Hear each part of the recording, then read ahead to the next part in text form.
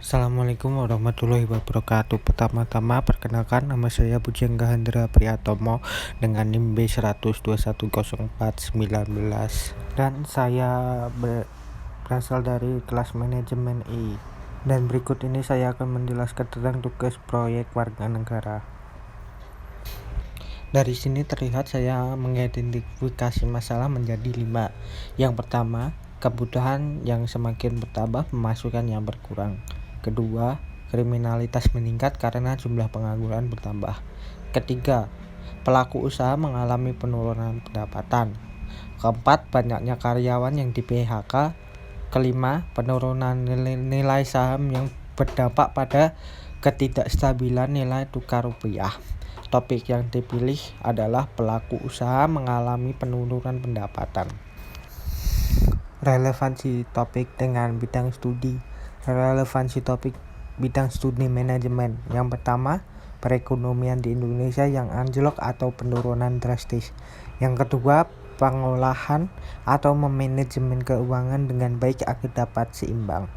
Relevansi topik dengan mata kuliah Pancasila.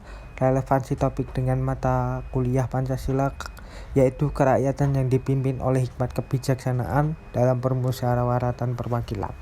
Dalam mengelola pendapatan yang didapat harus dilakukan dengan cara bijaksana dan dipikirkan secara matang, sehingga pengelolaan keuangan dapat dilakukan secara seimbang. Dalam pengambilan keputusan harus melalui musyawarah dengan karyawan agar dapat menentukan kebijaksanaan yang baik dalam kemajuan usaha di tengah pandemi. Jenis produk yang diambil adalah video. Artikel jurnal yang saya ambil dari Jakarta DTTC News. Sebanyak 82,85% pelaku usaha yang telah disurvei Badan Pusat Statistik BPS mengaku mengalami penurunan pendapat akibat pandemi. Tercatat bahwa 14,6% dari pelaku usaha disurvei yang mengaku masih memiliki pendapatan yang stabil di tengah pandemi COVID-19, sedangkan 2,55% sisanya mengaku mengalami peningkatan pendapat di tengah pandemi. Dampak pandemi terhadap pendapatan cenderung bervariasi.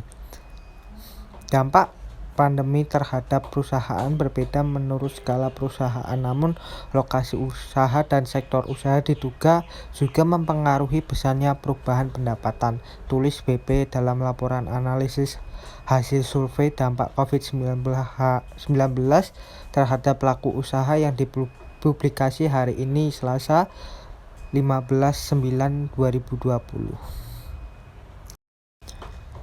Media online yang saya ambil dari YouTube dan Google Berita Online. Banyak pelaku usaha yang mengalami penurunan pendapatan akibat dari pandemi COVID-19. Penurunan pendapatan diakibatkan oleh adanya peraturan PPKM yang diberlakukan oleh pemerintah.